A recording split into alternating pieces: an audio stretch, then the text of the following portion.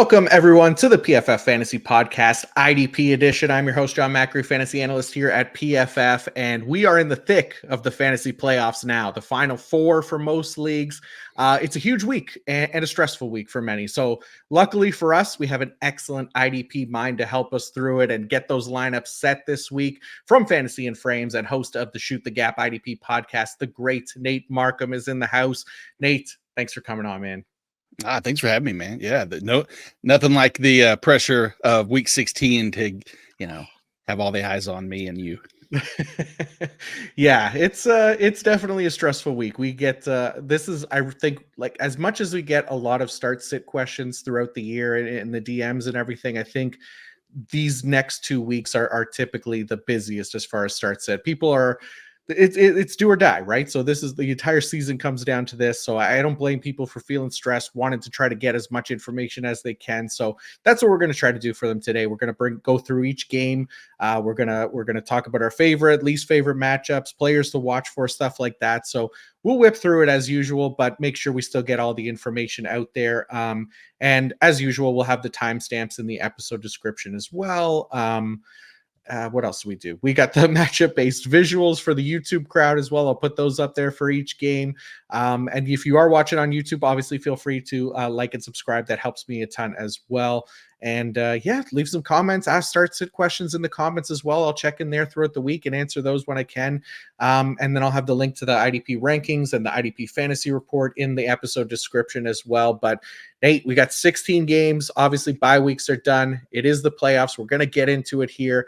I do want to give a quick shout out to our presenting sponsor before we start ripping through these games. And it is from our friends at Fabric by Gerber Life.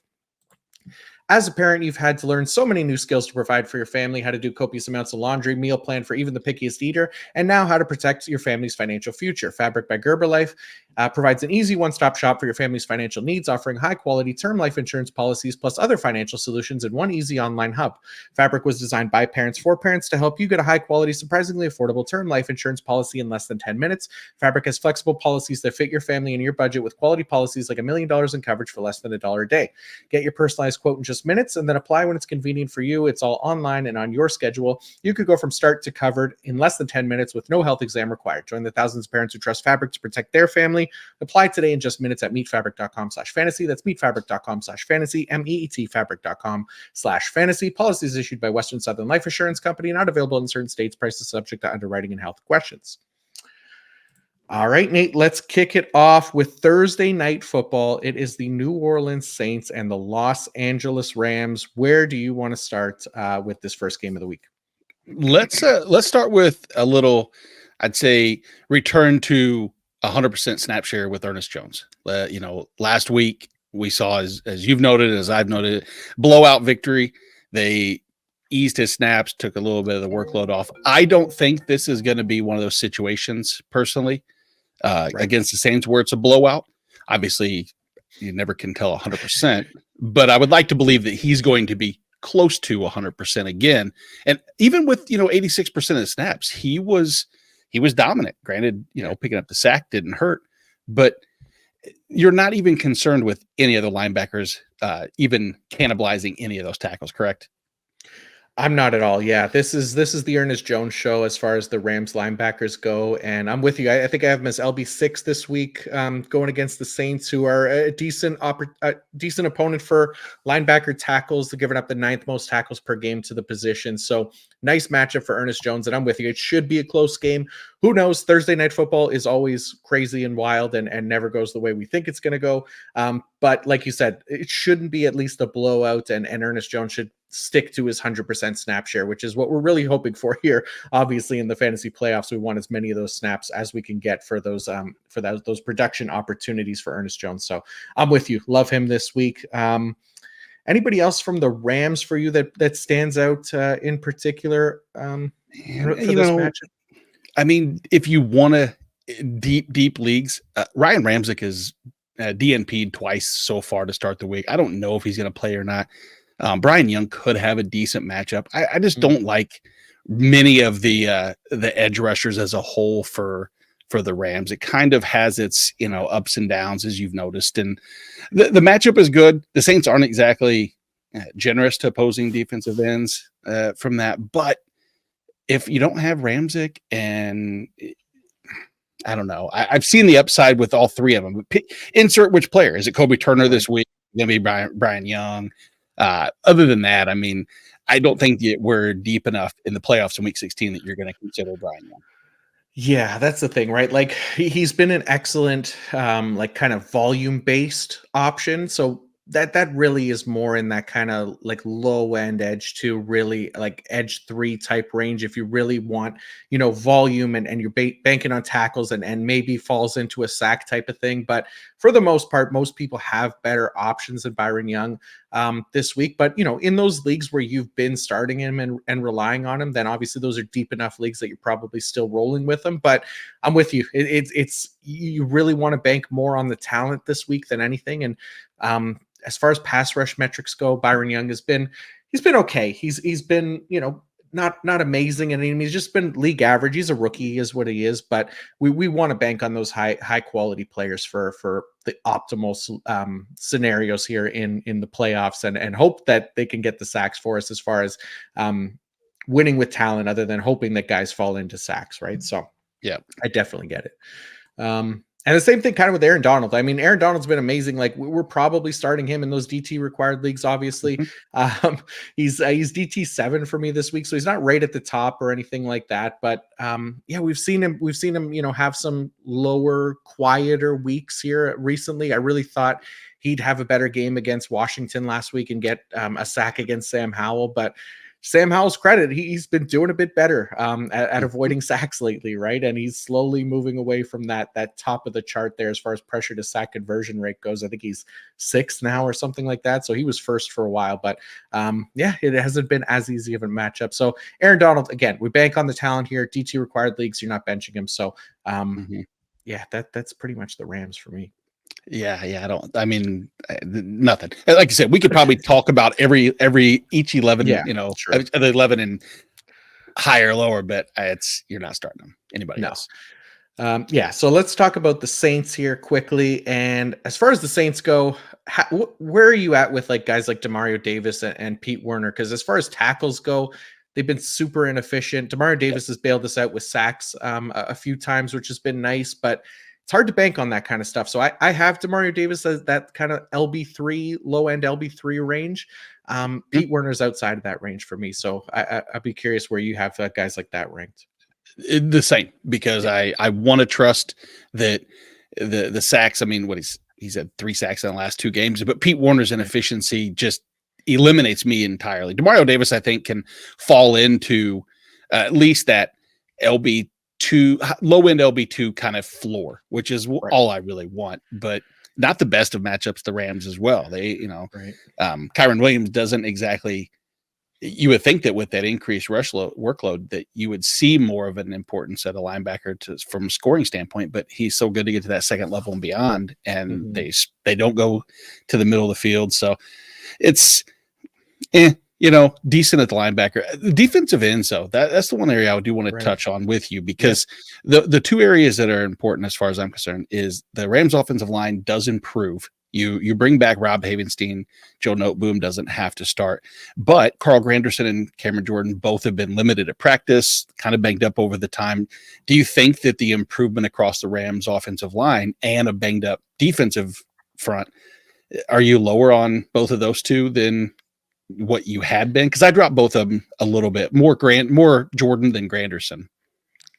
Yeah, I've dropped Jordan quite a bit. Yeah, pretty much exactly the same. I have Granderson in that edge 2 range this week, but I like Granderson. I think he's done some good things this year, but Jordan's the one that really concerns me, right? And like you said, he limited in practice, but looks like he's off the injury report now, which is good at least, but he hasn't been obviously the same the past few years, right? Like he just hasn't been the same pass rusher that he's been, and he's been another one of those guys that's more volume dependent. So he hasn't been playing very much lately. He's been limited in his snaps. So I have him outside that edge 4 range even. So he's way down there for me. And I'm not trusting Tano Passanio either. I know he had the 3 sacks last week, and people might run to the waiver wire to pick him up kind of thing, but didn't even play 50% of the snaps.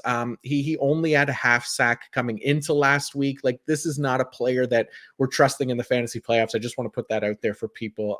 It was nice, the production last week, if you had him in like a best ball league or something like that. But for regular redraft lineups, he's not making a starting lineup for me this week, especially with Cameron Jordan potentially healthier. He's probably going to cut into those snaps a little bit more because he's been so limited in recent weeks. But yeah, not in love with the Saints edge rushers. I do think that the Rams have been better lately as far as pass blocking goes, so that's been nice to see.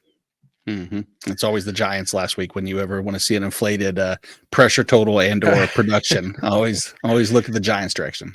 Yes, exactly. And yeah, anything else from this matchup? I mean, I like Alontae Taylor and Paulson Adebo. The Rams giving up the third most tackles to the cornerback position. Like, I think those guys are startable, but I don't know. Anything else for you for the Saints? No, I think we've touched on everybody that startable. Sweet. All right, let's go on to the next game of the week. It is the Cincinnati Bengals and the Pittsburgh Steelers. So let's start with the Bengals side of things, and the player I think I want to talk about most is Trey Hendrickson, edge rusher there. He has been phenomenal this year, really. I have him as edge 7 this week, going up against Dan Moore, the left tackle there for Pittsburgh. So Dan Moore has a 37.6 pass blocking grade, which ranks 80th among 81 qualifying offensive tackles. So really, really poor, obviously. Trey Hendrickson on the other side, 90.1 pass rush grade, tied for the 5th best mark at the position. That's a career high for him personally. I expect another dominant performance from Trey Hendrickson as a pass rusher. 1.5 sacks last week against a very good Minnesota offensive line. He's now at a career best 15 sacks for the year. So think he still has a chance to kind of build on that this week going against the Steelers. And I think Mason Rudolph at quarterback as well. So we'll see how that goes for Pittsburgh. Yeah, I only went as far as the 61 qualifying tackles, and he was 61st out of 61 as well. So I didn't even have to dig as deep to find out how good of a situation Dan Moore is. And, with the Bengals, what's crazy is Sam Hubbard has been such an utter disappointment that this is the matchup of all matchups, if you ask me, is that Broderick Jones, James Daniels, both near the bottom as far as pass protection. Yeah. And I still can't put Sam Hubbard even as a potential play. He burned me last week too. I thought was a good opportunity. Yeah, he's been disappointing, and he's just like pass rush. It just hasn't been his thing, right? Like he's definitely been one of those guys that's fallen into sacks. He had a decent year in sack production last year, but there was always the red flags, right? When you look at his win rate and pressure rate and things like that, it was always on the lower end, and the tackles have always been good for him, but even that's kind of slowed down a little bit this year. So it's definitely harder to trust a Sam Hubbard this week, especially going against the Steelers here, which is a good matchup on paper, but I don't know. Like you said, last week would have been a little bit, I thought, better for tackle production, but didn't quite get there, unfortunately. Other than that, the Bengals, pretty straightforward team. We start Logan Wilson, Jermaine Pratt's in that LB3 range. He's been great. Dax Hill, another starter easily at safety.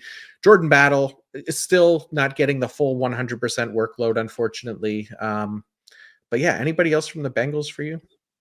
No, honestly, I really, really like Jordan Battle, like going forward, especially because he showed me really in his limited production that he has that ability, especially once he clips that 90 something percent snap rate. He'll be, high on my list, but absolutely. No, nothing else special there.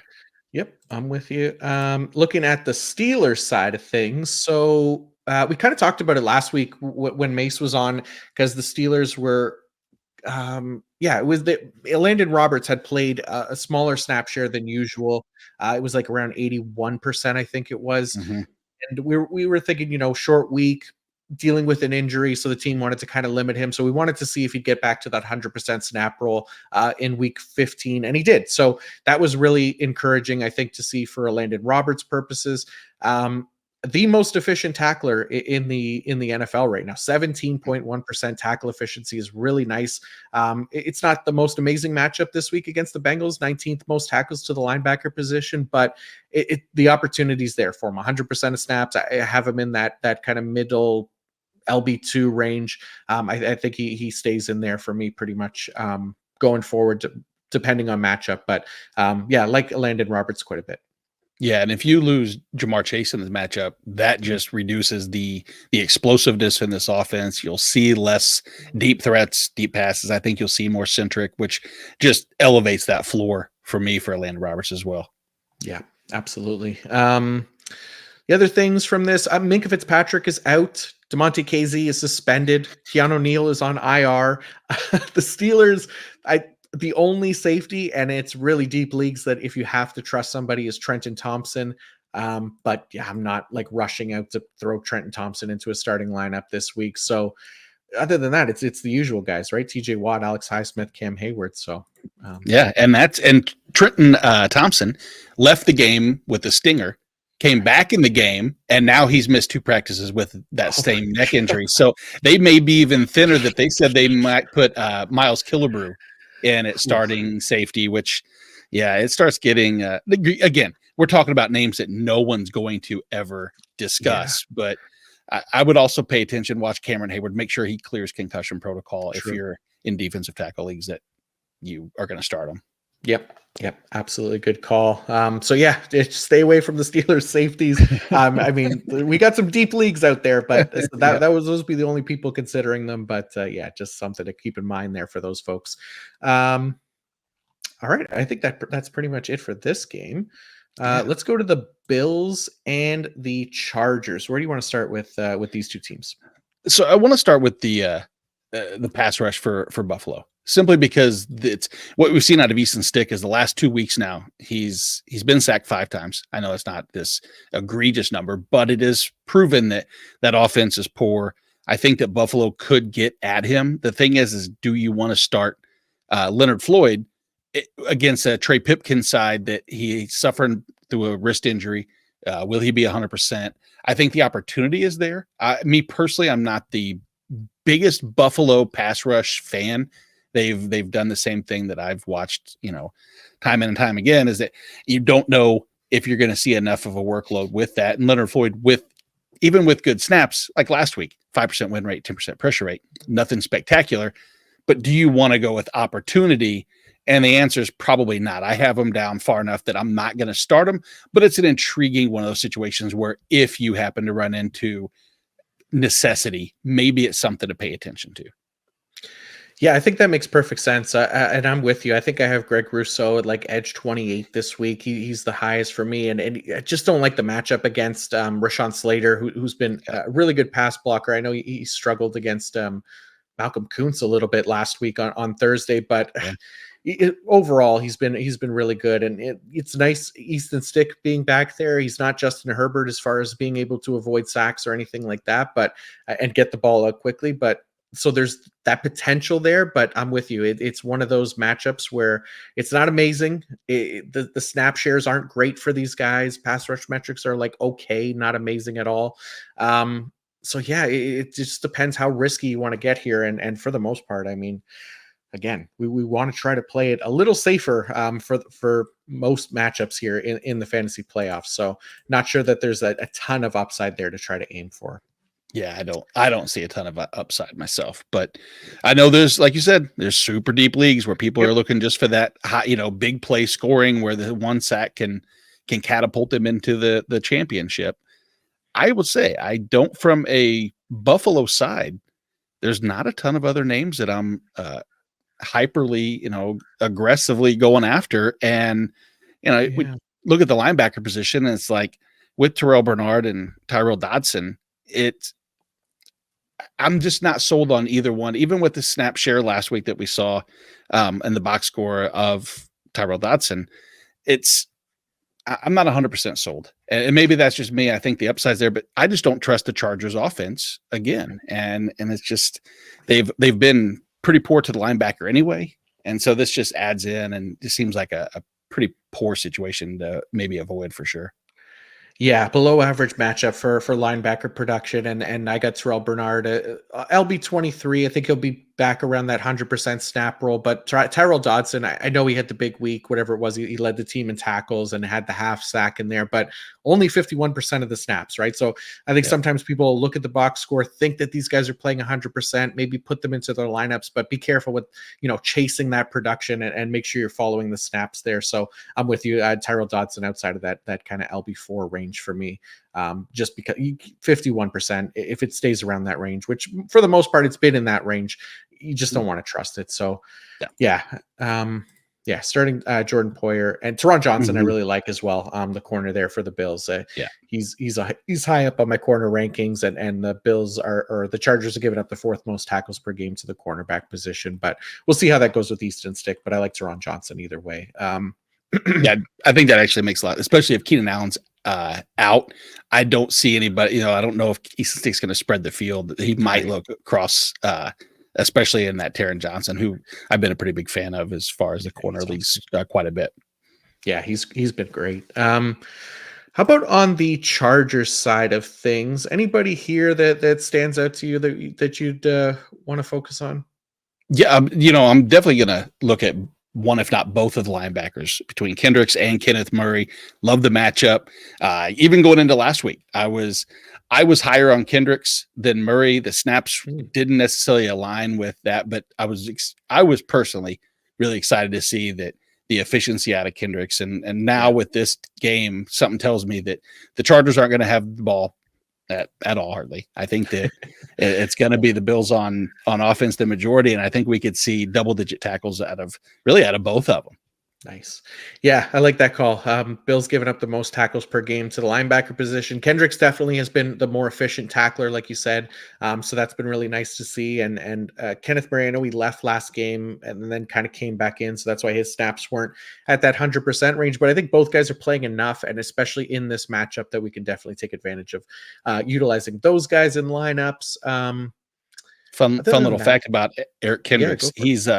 He's played exactly 56 snaps in 4 of the last 5 games. So if you're looking for a consistent snap total, there's a pretty good projection for you, projection tool, if you want to forecast that. Yeah, I don't mind that. Pencil him in for 56. And hope we could keep that 14% tackle efficiency. Should be pretty decent. Maybe he adds in a big play in there. That'd be pretty good. I like it. So, other than that, I mean, defensive line, it's a tougher matchup for sure for Khalil Mack going against Deion Dawkins and going against Josh Allen, who Josh Allen has, I believe he is the best quarterback in the league as far as pressure to sack conversion rate goes.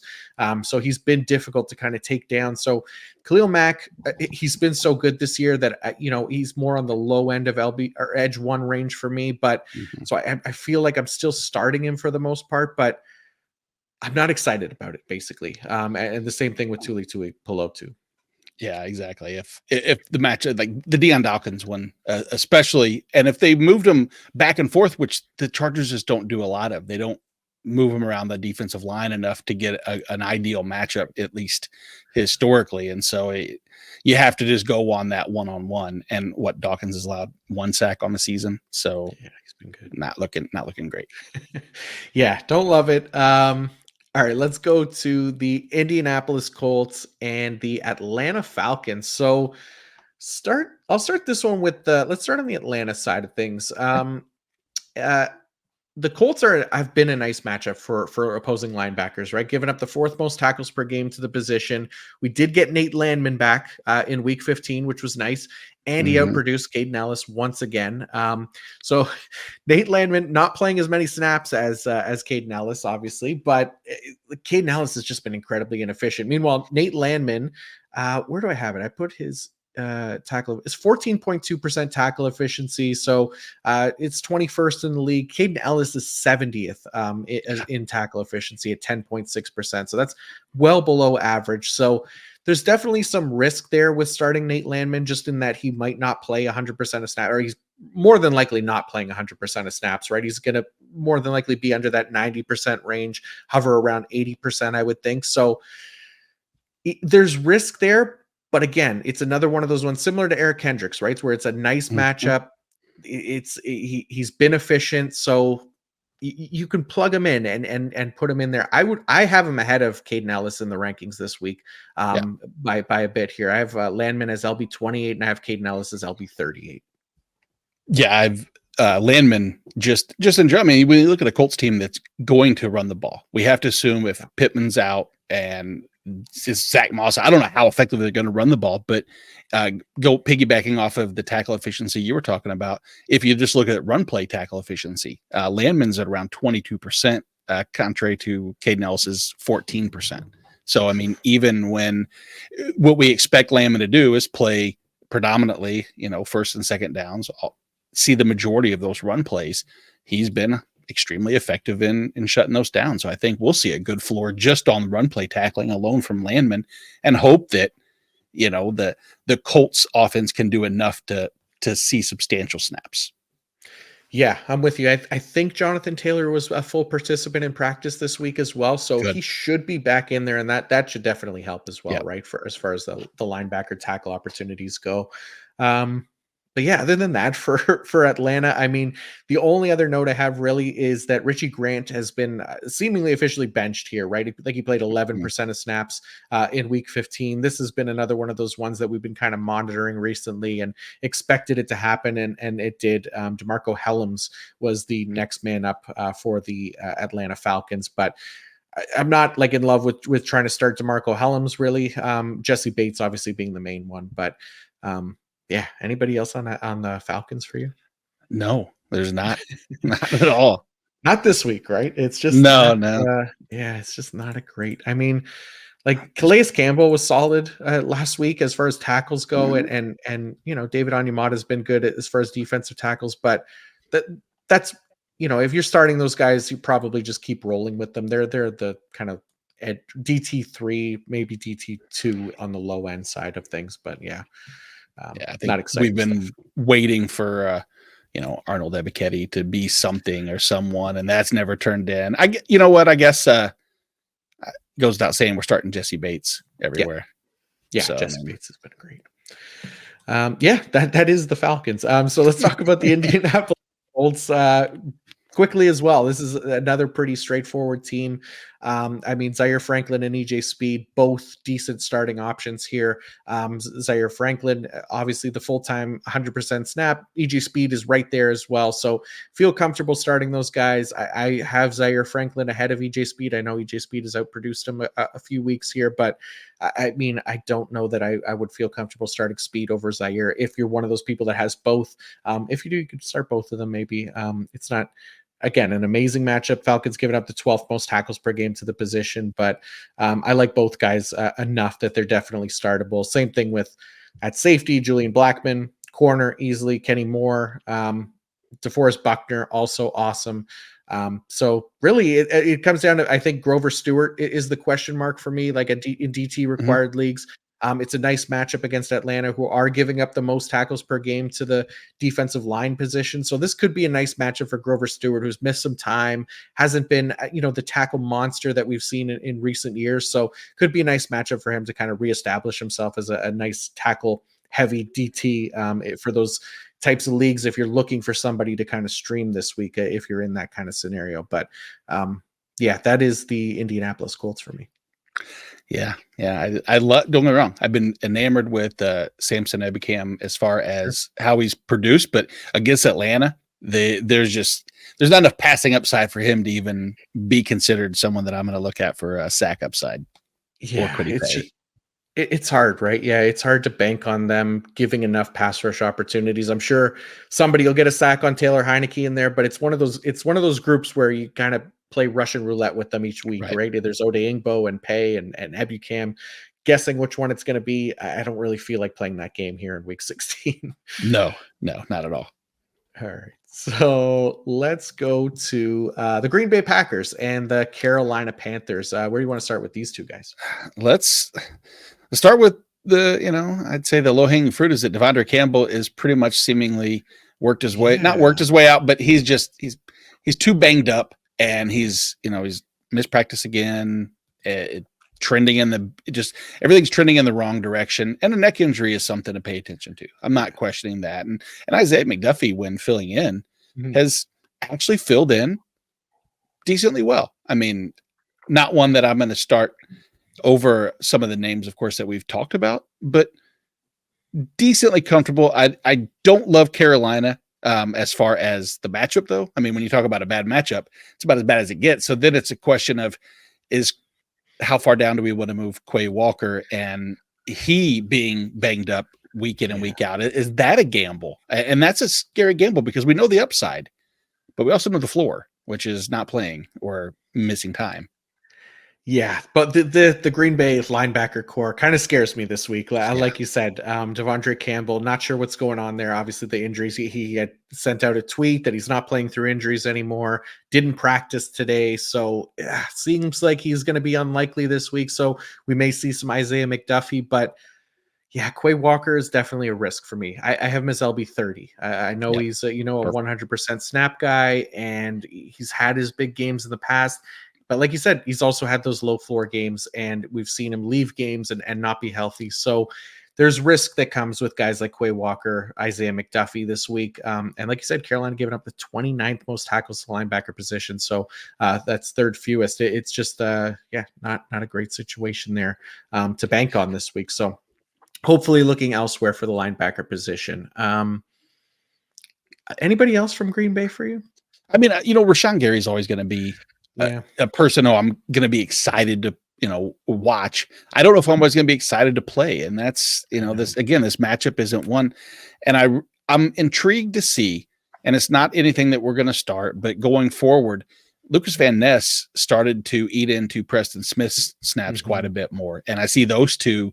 And Van Ness had a hell of a play against Tristan Wirfs last week. So, I mean, we see the skill set on display, but neither one that I'm going to start is there enough upside for Rashawn Gary to be like I don't want to use the word must start because it's hard not to when you see those pass rush grades and the metrics, right? Yeah, that's the thing. I love Rashawn Gary. I really like him as a player. I guess I'm worried about his IDP production, right? So the matchup against the Giants, I was going on and on about how I love that matchup, going against Tommy DeVito as well. Like this was going to be a huge week for him. He's a must start.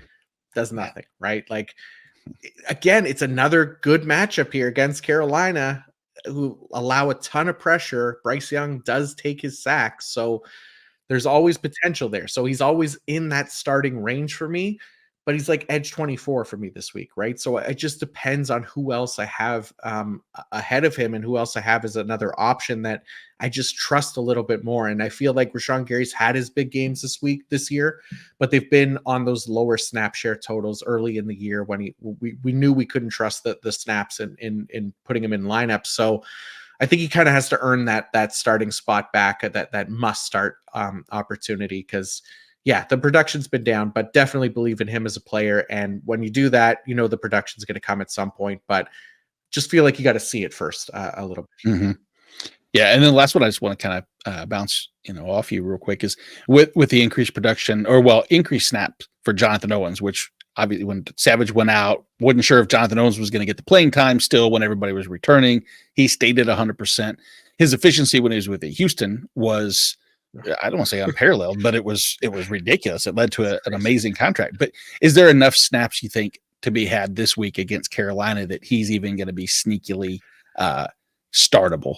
I know he's on the fringe for me. He's safety 27 this weekend. That's the exact same thought process I had. I just don't know how much I trust the Carolina offense. It's been particularly bad lately. I mean, we saw that game against Atlanta. It was nice that they won, but whatever it was, 9-7, it was just really, really hard to watch. So, safety 27 for me. I mean, Carolina on paper, again, 8th most tackles per game to the safety position. So there's potential there. If you have him, you don't have other great options, you could put him in lineups, but just being wary of the Carolina offense is my biggest concern, really. Yeah. I think that pretty much sums up that entire defense as a whole when you're going against Carolina. Yeah, I think so as well. So, and then looking on the Carolina defense, I mean, names that you trust here: Frankie Louvu, Derek Brown. Where are you at with Brian Burns? Do you feel okay about Brian Burns as a starting option this week against Green Bay, who been decent pass blocking unit? They have been. That's I always have a hard time not being confident in Brian Burns, just from a standpoint of such dominance. And then when you have Derek Brown next to you, which I was, I was banging the drum for Derek Brown last week. I thought that was the best matchup, defensive tackle. It was my DT1, and that was kind of a little bit of a letdown. And so this will be the week, I'm sure, against Green Bay team that I wouldn't expect it to yield that many against the defense, but they are top 10. So it's not like Derek Brown's a terrible option, but the matchup isn't ideal, but the skill set is hard for me to ever overlook with Brian Burns. Yeah, I'm with you. I have him as edge 16 this week. That means for the most part, I'm starting him in most leagues here, and yeah, it's just those are the guys, right? Like I don't really even love the safeties. For Carolina, Von Bell's fine.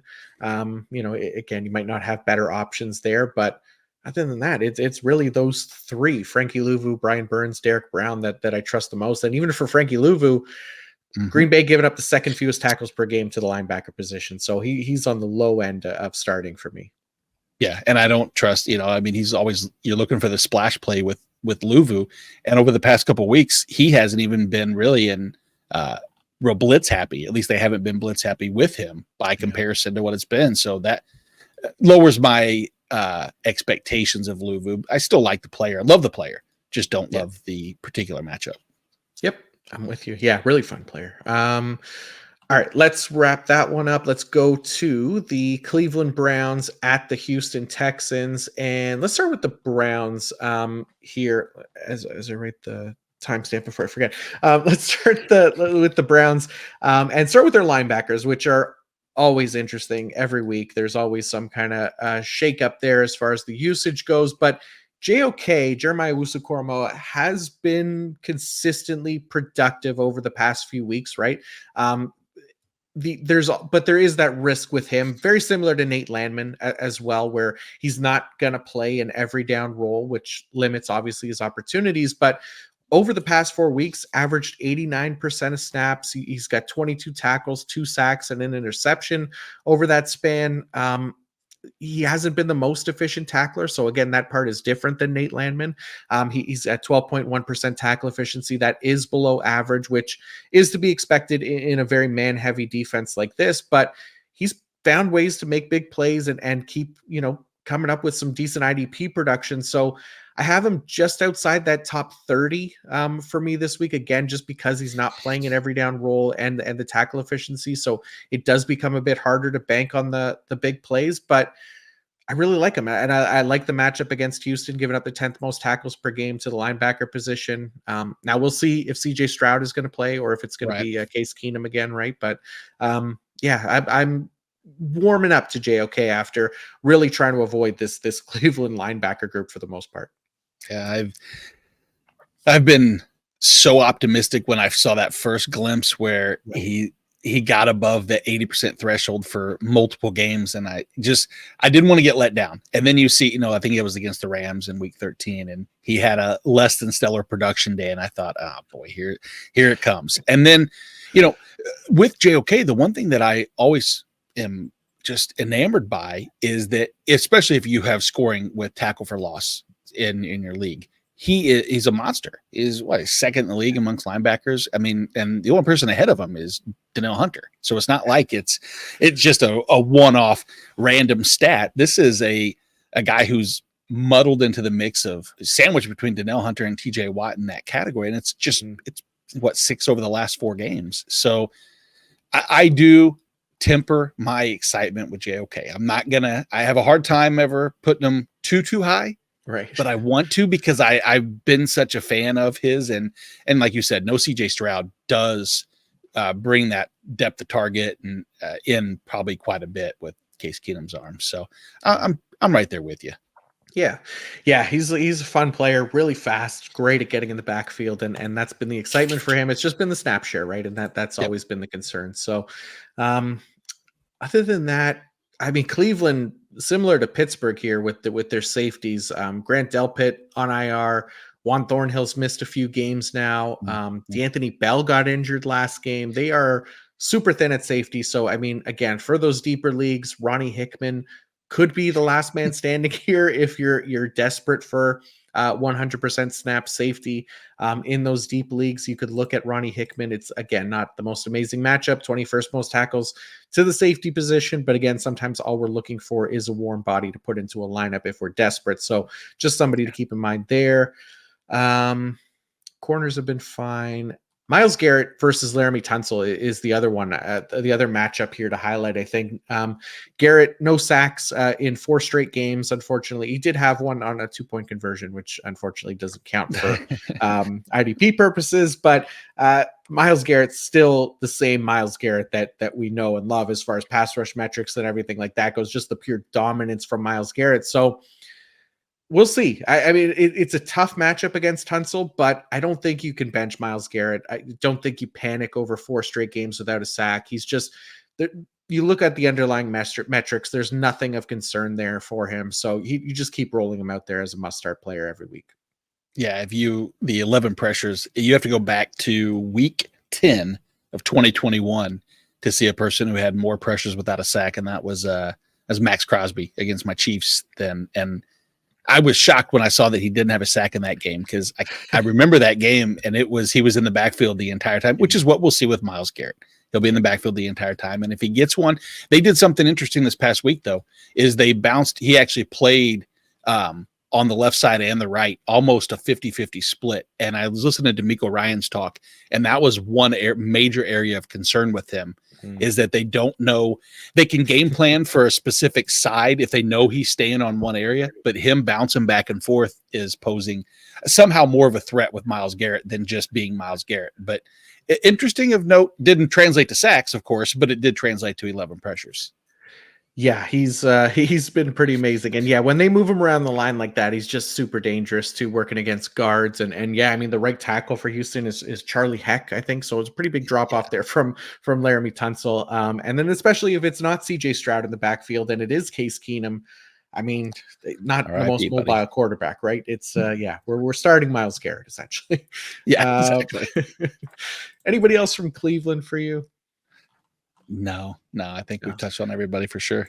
Yeah. How about on the Texans side of things? For this one, we'll see if Blake Cashman is back or not, but he's still dealing with that hamstring injury. If he's out again, Denzel Perriman and Christian Harris have both pretty safe starts here. I mean, they're not exactly 100%, but they're playing enough that I think you could start these guys in lineups, and especially in a nice matchup here against the Browns, who are giving up the 2nd most tackles per game to the linebacker position. But again, you want to keep an eye out on the practice reports. If Blake Cashman is healthy and it looks like he's going to play, that definitely muddies the waters a little bit. And in that case, I don't know. I'd have a hard time starting any of them, because we've seen them ease guys in. We've seen them all be, rotational. So it might not be the week to mess with them if Blake Cashman is back this week. No, if I had a drop for the Houston Texans linebacker, it would be the carousel music, because that's essentially what I've seen. And I'm optimistic with Christian Harris in that last year he was, it's so bad and so many missed tackles. And to see him actually have a couple games now in a row without one, it's opportunistic and optimistic that maybe he just won't get benched middle of the game after he gives up, misses 3 tackles in a row. And that was a concern. I mean, it really sadly was. That was always one of my biggest concerns with Christian Harris. Yeah, the rookie year was really poor. And yeah, it's nice to see that. I mean, D'Amico Ryan's kind of out of necessity because they've had so many injuries kind of going back to him here, but he's doing better with his opportunities, and that's all we can really ask for here for IDP purposes. But other than that, for the Texans, so we did talk about Jonathan Grenard last week. He's been great at kind of taking advantage of these great matchups for him. And we highlighted him last week, ended up with 2.5 sacks, which was definitely more than you'd expect from a guy like that. But again, decent matchup here against Jerron Christian, I believe is the playing left tackle now for Cleveland. They're banged up at the position as well. You got Joe Flacco back there. So we'll see. I like Jonathan Grenard. I think I have him as edge 14 this week, and there could be a nice potential tackle floor as well, because the Browns are giving up the 2nd most tackles to the defensive line position. So bullish about, I guess, Jonathan Grenard again this week. Yeah. I really never thought he got enough recognition, and I've always, not always, just this year, have been hyping up, the upside of Will Anderson and what he means. And I keep forgetting to emphasize just how important Jonathan Grenard has been. And you're right, that matchup against Garen Christian, he's hurt as well, or limited today, a lot of vet relief, but shoulder injury, just advantageous. I feel like every team has every player we're going to talk about, at least in some point, matchup wise hurt, but it is of note, you have to look at those benefits to take advantage of. Yeah, you really do. And then we talk about it every show. Like we record on a Wednesday, and Wednesdays, like every single player is questionable, basically. Yeah, exactly. That we're talking about. So it's hard to kind of, glean how much we should be trusting the injury report. But it is definitely, you have to keep an eye on it throughout the week and see who's going to be available and who's not. And there could be even better matchup for Jonathan Grenard if they have to roll out another, like a third string tackle out there. So anybody else from Houston for you? No, I've been a little more impressed with Jalen Petrie over the last couple weeks, Sure. but his inconsistency has still led me to not, feel warm and fuzzy with his upside, or at least what we would expect from previous years. I guess last week was pretty poor, but prior to that. Yeah, he set expectations very high with that rookie season, whatever it was, 140 tackles or something like that, which, again, we knew it was going to come down, but it's definitely come down to quite a bit here this season. And obviously he's missed time as well with injury, but yeah, he's on the low end of a potential starter this week. It's just like any other safety, really, right? That's kind of what we've got from him for the most part. So let's go to the Detroit Lions and the Minnesota Vikings. Who do you want to start with over here? I want to get the sadness out of the way, and I'm going to start on the Minnesota Vikings side because, I know. I think we know where we're going to go is the time maybe, and the sun has set on who at the beginning of the season he's probably my most rostered player in IDP is Ivan Pace. And the 21-day window for Jordan Hicks has been open. They've said they want him in. He's the heart and soul, I guess, is what some of the words were of the defense, which is true. And this is a really big game in the division. And as much as Ivan Pace over the last couple of weeks, in my opinion, has earned his chops and the ability to play, they just don't have room for two linebackers in that defense. And if Jordan Hicks is healthy, he's going to take the snaps.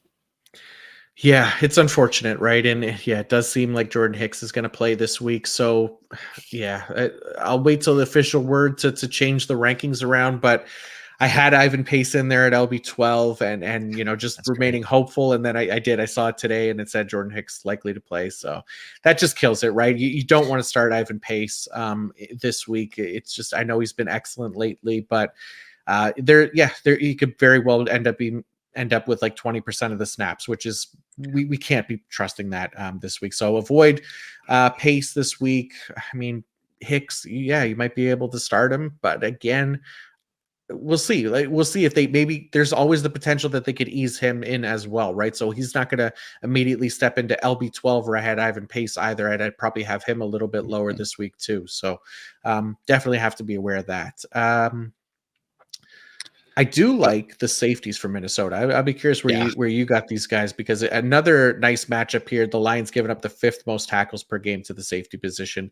Who do you like best, I guess, from this this trio of Viking safeties? That's the tricky one, because I feel like each given week it bounces from one week it's Cameron Bynum, and then Harrison Smith has a smash play, or a splash play, I guess is the right word to use. It's Cameron Bynum. I just feel like when I'm looking at the safeties, it's hard to predict, especially when you run 3 safety sets against a Detroit team that does have explosive playmakers and will air the ball out. And Goff is, we saw last week, he had maybe one of the best games of his career, and they can be prone to turnovers at time. That's just the nature of high passing volume games, but I'll go with the solid tackle floor and go with Cameron Bynum. And where's your ranking for those 3? Yeah, I'm with you. I have Bynum ahead. Just plays the more like traditional safety role, so I think he's the one to Mhm. probably take advantage of this matchup a little bit more when you look at tackles to the safety position. But I love Josh Metellus. He's right Yeah. behind Cameron Bynum for me. Just been so consistent, so effective as an IDP. Lines up all around the line of scrimmage as well. Delivers tackles, big plays at a strong rate. Playing 100% of the snaps as well, and lining up in the slot, the box, and the defensive line while hardly ever playing deep safety. To me, like he's the ideal IDP archetype when we're looking at the safety position because we want Mhm. them to play like linebackers almost, and try to get that cheat code. And he's well on track to hit over 100 total tackles on the season. I think he has 93 right now. So he's got 2.5 sacks in there, 10 QB hits, 4 forced fumbles, an interception. I love Josh Metellus. He to me is like a locked in IDP starter every single week.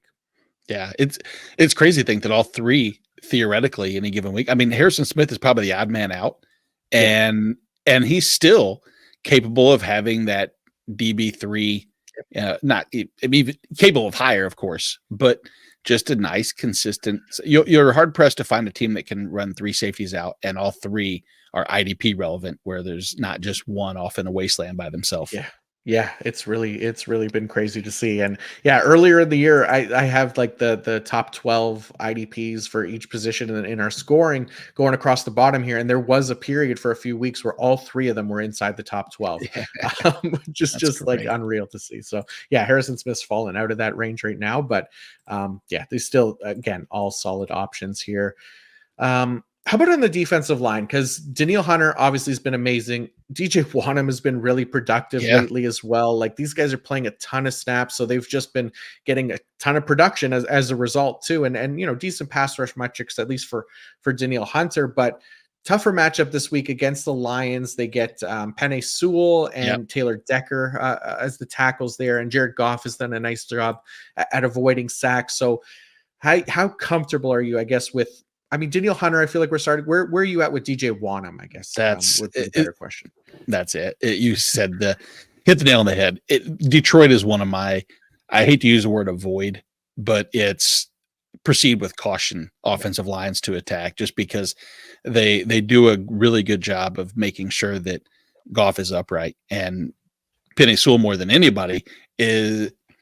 That's almost like the full avoid side. You just don't know exactly how they're going to line them up. You assume consistent between the way they've been, but yeah, I think that is one of the more difficult matchups week in and week out. The old Penny Sewell. Watch your because I'm trying to think of the last real productive day that someone had directly against him, and I don't know if I would feel comfortable with trying to rely on that. Yeah, because I think even the big Rashawn Gary game on Thanksgiving, they Mhm. lined him up on the other side. They had him avoiding Penei Sewell, right? So Uh-huh. yeah, he's not a good matchup. He's really not. So yeah, definitely one to keep an eye on this week. Temper expectations for DJ Wanham, who to his credit, again, been really solid, but I think I'm as like edge 34 this week. The nice thing for him is the amount of snaps that he's playing. Right. There's the production for tackles, and the Lions are giving up quite a few tackles to the defensive line position. So there's that. Anybody else from Minnesota for you? I don't think so. I think we've pretty much Yeah. touched on everybody. I mean, maybe Jordan Hicks will hear this and say, "We'll give you one more Ivan Pace week," but Yeah. I don't Please, believe that's Jordan gonna. Hicks, please. Please, oh, And then there's Jordan Hicks managers who are desperate for him to come back. They're I just like, know "Shut the hell exactly. up." Yeah. Which is not me. I have zero Jordan Yeah, Hicks. yeah, I know. Oh well.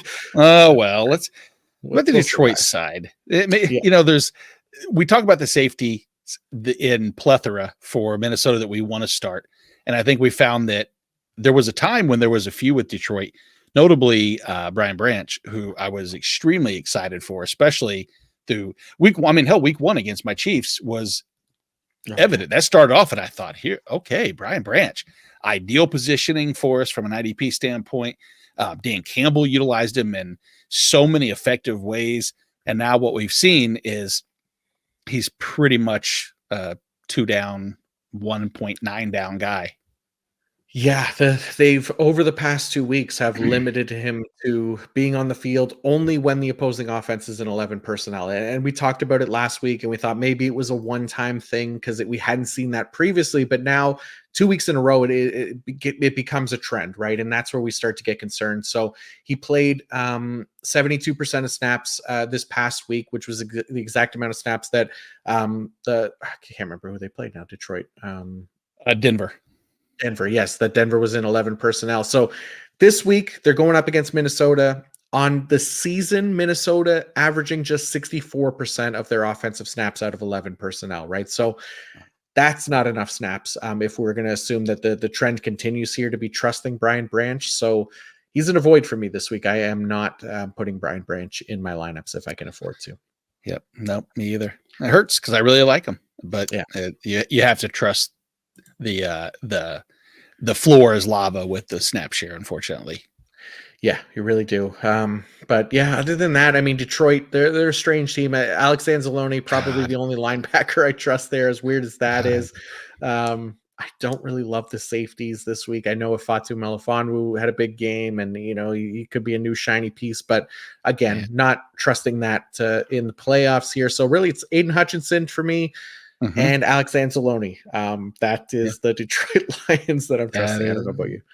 No, you unfortunately hit the two. Well, one of the two. Aiden Hutchinson for sure is not unfortunate. Alex Anzalone being out there is unfortunate for mostly for the Jack Campbell fans out there that saw him have this, just gradient increase week over week of production and quality playing time. But oh well. It's maybe next year we'll get past the Alex Anzalone situation. We'll see.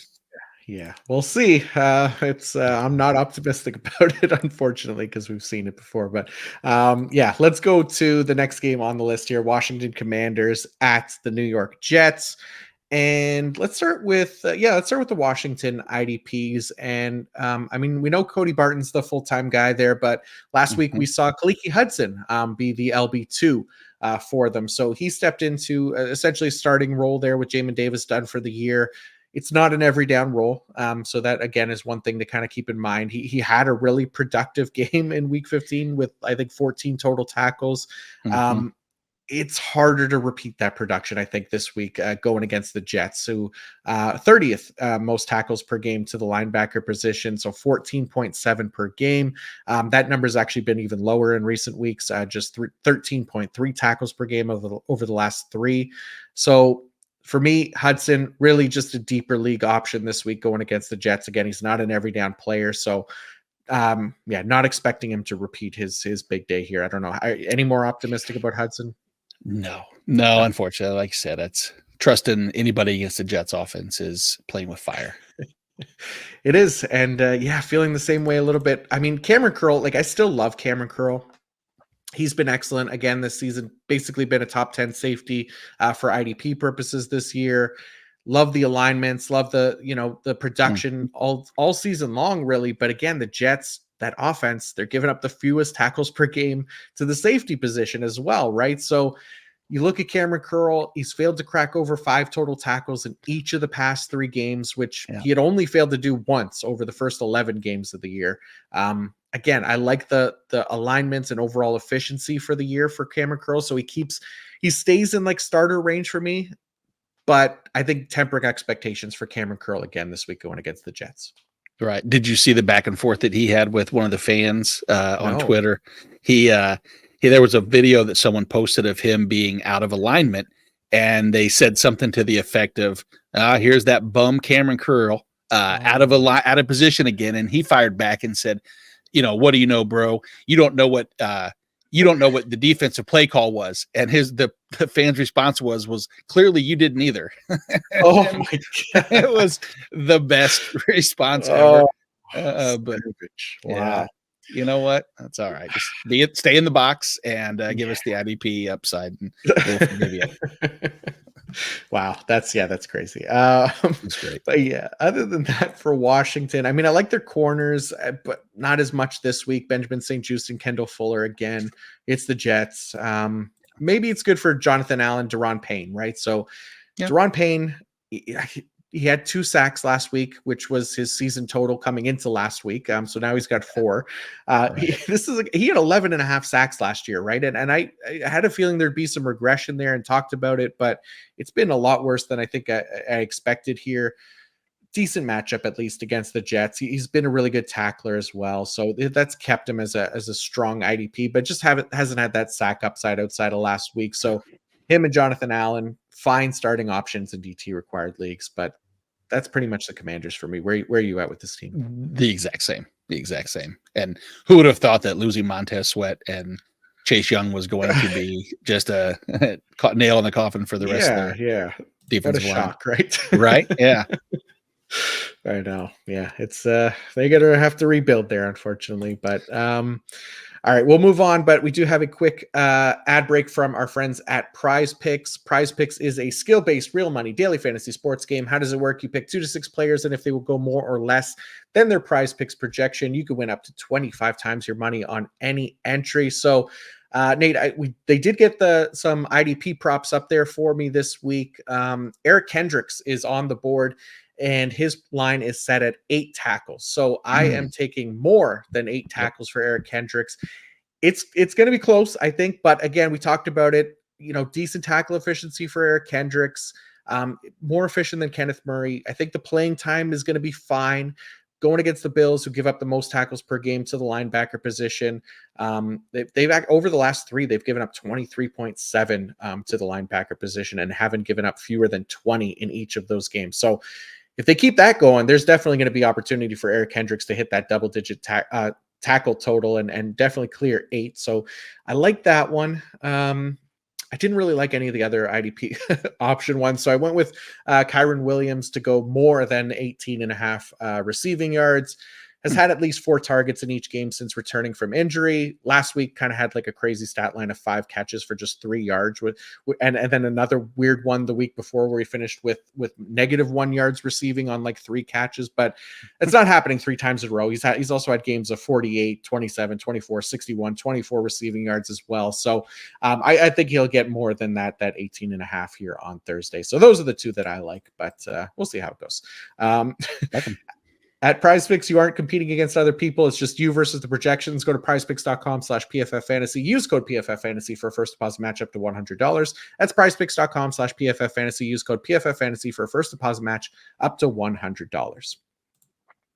All right, Nate, let's go to the next game on the list. It is the Seattle Seahawks at the Tennessee Titans. Where do you want to start with these 2 teams? Let's start with Seattle, because I don't know if either team has a ton of options that we're really going to be enamored with.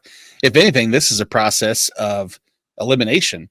And like we noted, Jamal Adams is seemingly going the wrong direction for fantasy managers in terms of playing time and opportunity.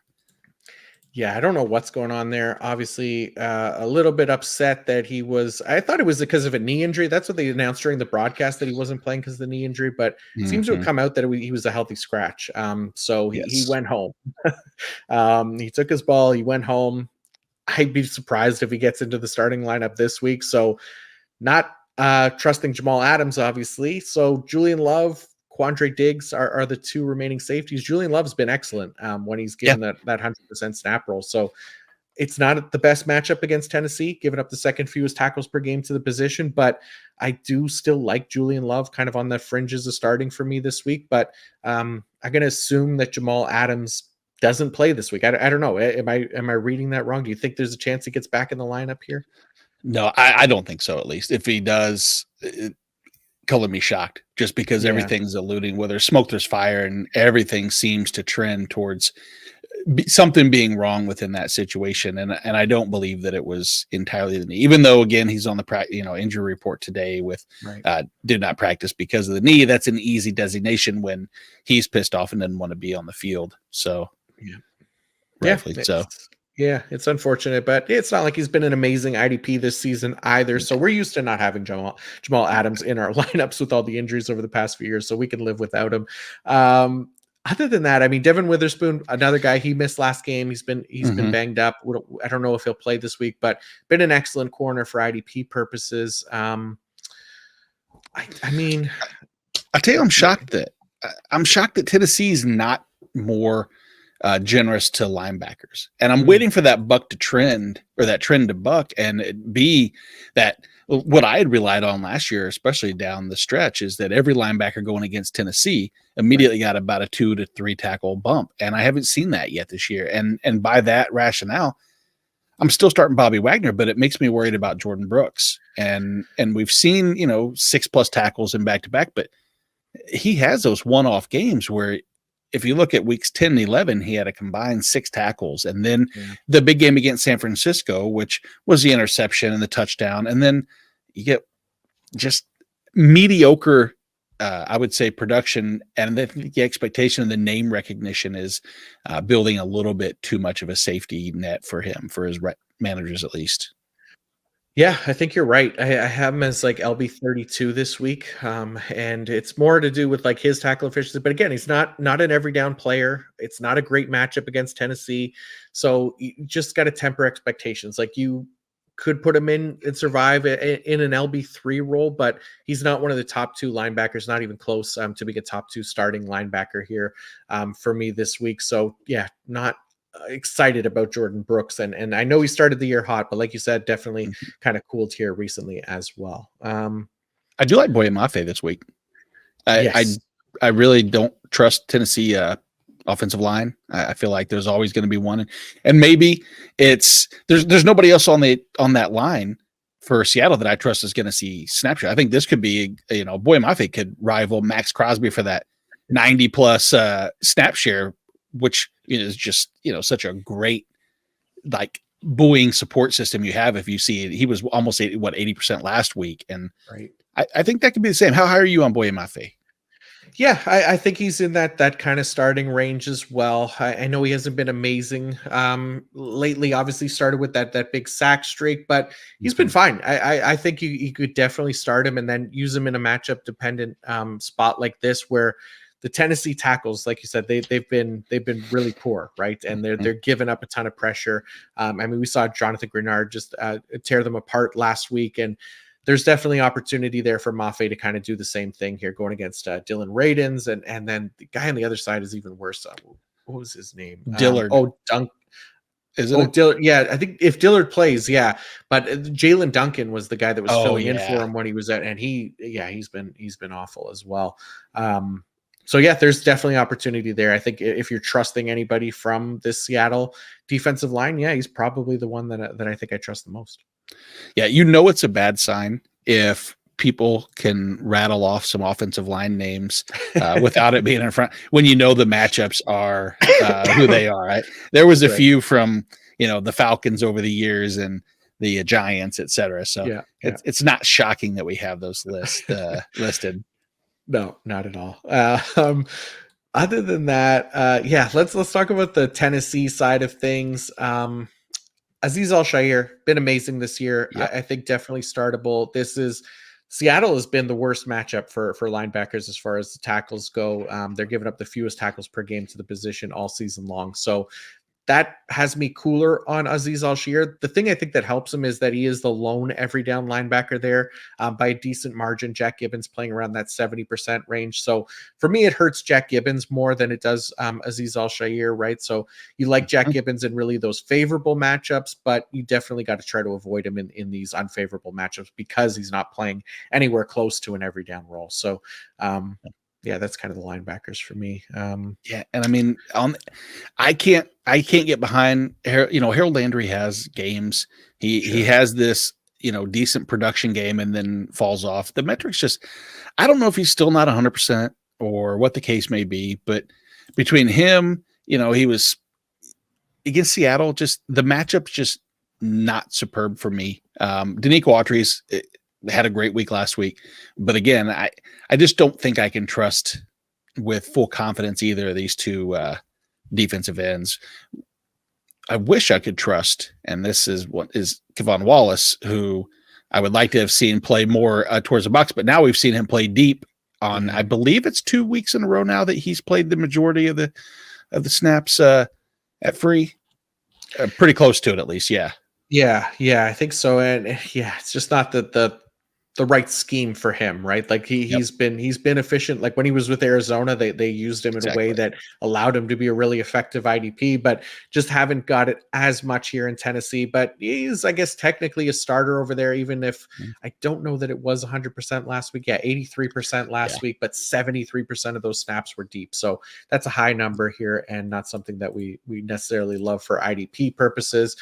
And then like Elijah Molden, he had the pick 6 last week. We're not trusting that. Again, this is a guy, he did not even crack 50% of snaps. So again, for fantasy managers, not chasing production there. Other than that, yeah, we'll I see if think that's Jeffrey it, brother. Simmons plays. Yeah, I don't know if he Yeah. will or not, but he's the only other one I think that's obviously a must start here in those DT required leagues.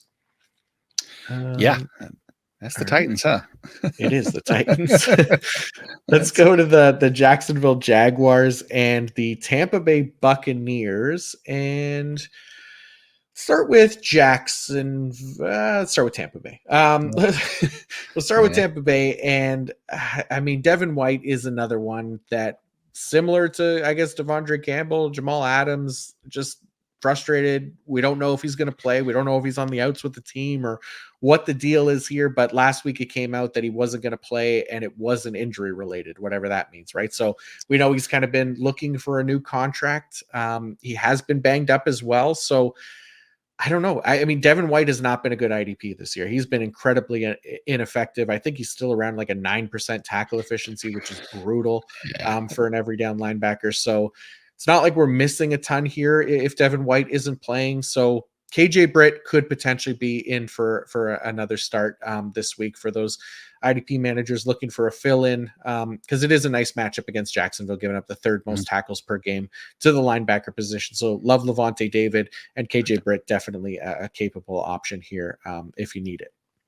Yeah, I saw bits and pieces of them doing a press conference today mentioning that both Britt and Devin White should, if split snaps. Now, I don't know if that's just appeasing because Devin White came out and made it abundantly clear, of course, that he's not quitting on the team and he's ready to give it his all and he's a team player. And read the other cue cards that say everything positive when you're going into a contract season. You know, you never want to quit on your team if you're looking for the most money. But it's been bad. And even the weeks where we saw the pass rush numbers get up, it hasn't translated to anything productive, and it's hard to sit, but that's where you have to just say abandon who Devin White has been. And yeah, it's Levante David to the moon, though. I do love the matchup for him for sure. Yeah. So if that's the case, if they're going to be splitting snaps, I mean, I'm not trusting obviously KJ Britt or Devin White then. So Right. if that's the narrative heading into the week, there's no chance that I'm putting those guys in. It is only Levante David for me. And then obviously Antoine Winfield we're starting. I like Jamel Dean as a streaming corner this week against Jacksonville. Jacksonville again yielded the second most tackles per game to the cornerback position. And Dean really has been one of the most efficient tacklers at the position this season, 9.6%, which is, I think, better than Devin White's tackle efficiency. So pretty strong numbers there for a corner. So you like that for Jamel Dean. But other than that, not guys that I'm in love with. I like Vita Vea. I like Shaq Barrett, but these aren't like must-start options for me. No. Yeah. On the Jacksonville side of things, I mean, Josh Allen versus Tristan Wirfs is going to be a tough matchup. Josh Allen, obviously, again, we talk about betting on the talent, betting on, the underlying metrics and guys that we know have been very, very good this year. I'm not betting against Josh Allen. I think I have him as edge 11 this week, but Tristan Wirfs has definitely been one of the better offensive tackles in the league. Baker Mayfield's done a decent job at avoiding sacks. So it's not an amazing matchup for Josh Allen, but he's a tough one to sit for me. So I am leaving him in lineups. Same thing with Foye. Same thing with Devin Lloyd. Anybody else for Jacksonville for you? Not really. If I could trust that Tampa can continue to move the chains and if they do stay on the ground enough, Rayshawn Jenkins at times has proven that where slot alignment or box alignment and everything, he has those spike weeks, but we see that Tampa's an enigma on offense for me. I have the hardest time trying to figure out who this team is because we saw against Atlanta that it made sense. I think that was 2 weeks ago where they didn't have Landman and Onyemata, and they decided to actually just, stay run heavy because it was advantageous. And then last week, it looks like the Baker passing show, which would be great. So, yeah, if I could figure it out, I'd feel more comfortable. But with safety, I think we've all learned the volatility is always there. Yeah, and the safeties for Jacksonville were awesome last week. So I like Rayshon Jenkins. He's in the starting range for me as well. Andre Sisco missed last week, so Andrew Wingard filled in. We'll see what happens there. Wingard potentially could be a starter as well, but not, I don't think, expecting the same production that we got last week for Tampa Bay against the Packers. But going against Jacksonville here this week, I just don't love it as much. So I'm with you. But yeah, that's Tampa Bay. Let's keep it rolling here. And we'll talk about the Arizona Cardinals and the Chicago Bears. Where do you want to start with these two teams? Let's start with a fun game of name that player on Arizona at the linebacker position. Who will it be? Josh Woods now on IR. We have no Kazir White, of course. Then not that this is a recommendation for a start by any stretch of the imagination by playing this fun nobody wins game, but is it Chris Barnes? Is it Owen Papo? I mean, is that how you say his last name? I haven't seen enough snaps to hear it. Close enough. Yeah. Maybe we'll know after this week when he has 80% of the snaps and has 4 tackles, and the matchup's not, I mean, it's just, the matchup's not great. The players aren't good.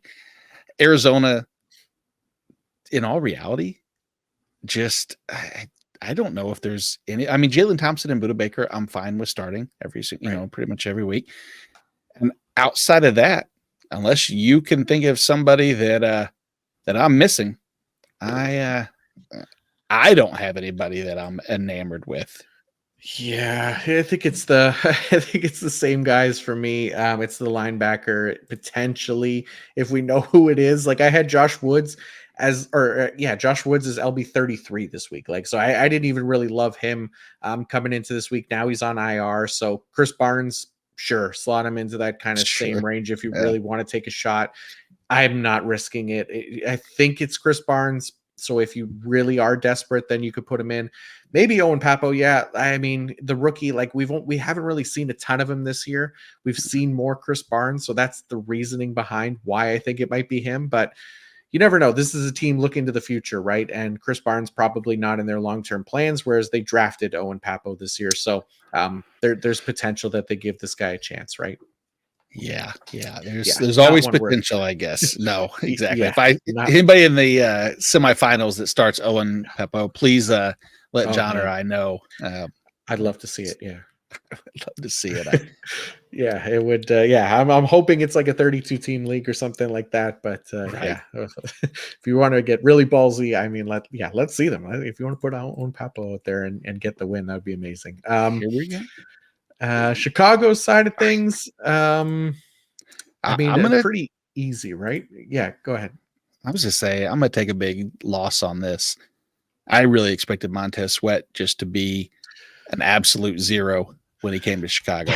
I was kind of with you. I thought he was going to struggle as well, and he's turned it on recently. He's been on fire. I think, over the past 3 games, he's had a pass rush grade. It's 75, basically, whatever it was with the decimal place, but 75, 3 straight games. Those have been all the best of his entire season, right? When he came to Chicago, he was leading the league in cleanup pressures. So really just benefiting from the Washington defensive line. So that was the thing for me that I was like, okay, it's a pretty big difference for the Chicago defensive line and the Washington talent that they had over there. So I thought he would struggle as well, but to his credit, he's been excellent lately, and draws a decent matchup here against Paris Johnson. So yeah, I have him definitely as a starter this week, and I think you just keep riding the hot hand here with Montez Sweat. Surprisingly, he's actually made not DeMarcus Walker is not a starter to me, but he's made him a much more effective pass rusher. And what we've seen is that from a true football standpoint, the Bears are second or third in the NFL in total defense since they've gotten Montez Sweat. They've really revamped the entire defense as a whole. I don't even say what revamped. It's just they've played exceedingly better. It's been a good turnaround. Yeah, it's been nice to see. That's for sure. And they have some exciting pieces there, at least for IDP purposes, right? Like we like TJ Edwards, Hmm. Jermaine Edmonds has been good recently as well. Jaquan Brisker, obviously a fun player. Kyler Gordon and Tyreek Stevenson at corner. Like these are all guys that were mostly starting in IDP leagues. So yeah, I mean, I don't think there's anybody that you typically start on Chicago that I'm overly concerned about this week. No, I'm right there with you. Nice. Let's keep it rolling then. Going on to the Dallas Cowboys at the Miami Dolphins. So for this one, let me see. Where do I want to start? Let's start with Dallas. And we'll start with their linebackers because again, this is another one of those groups that's just fun to try to figure out every week. We talked about it last week how since week 7 they had been alternating who was going to lead their linebacker group in snaps every single week. It was a different player, and it was usually between Damone Clark or Marquise Bell. Last week was the first time since week 7 that we had Damone Clark lead the team in snaps for 2 consecutive weeks, and played a pretty decent snap share, 93%, and had a double-digit tackle game against the Bills. This week going against Miami, it is about an average matchup. So, I mean, I'm still not like excited about putting Damone Clark into lineups just because we know what that role is, and we know it's not going to be 100% or even stay at 93% every single week. And again, Dallas, one of those man heavy defenses that doesn't typically yield strong tackle efficiency. So I kind of cool on these guys. I don't really have them in that starting range for me. Do you feel any differently about the Dallas linebackers this No, week? not really. And I like, Damone Clark's one of those other guys that Mhm. I was heavily rostering just because I thought the opportunity would present itself that he would be in a starting role. I didn't expect Van Der Esch to suffer a maybe career-ending injury. That's not Right. fair to say, but I liked if Damone Clark could stay healthy and that neck injury was a little concerning, then I like the upside. I'm shocked at the amount of pass rushes that they've set him on. That's the where I find that it's Mm, like for no sacks to have 48 pressure or pass rushes, sure. and granted he hasn't done anything with those. He's translated that into 8 pressure, so he's not exactly the best pass rusher. Maybe they shouldn't do that anymore. Maybe that's what we've learned is that they're doing it incorrectly. Yeah. But they love Marquise Bell, so it wouldn't shock me at all to see Yeah. him play more. And so I'm right there with you. A little concerning, deeper. If I have a 4 linebacker league, Damone Clark's going to be, Yeah. he'll be there, but not shorter than 2 or 3. Yeah. Yeah. I'm with you. Yeah, other than that, really like Deron Bland, obviously impossible to bench at this point. The safeties, we'll see. Like if Malik Hooker doesn't play again, then you might feel better about starting like a Donovan Wilson or Jaron Kearse, but it's been very similar to the linebackers, right? Where it's hard to trust these guys on a weekly basis. There's Mhm. no consistency there. So as good as they could be at times, not trusting them for the most part in the fantasy playoffs here. So um, Micah Parsons. Close.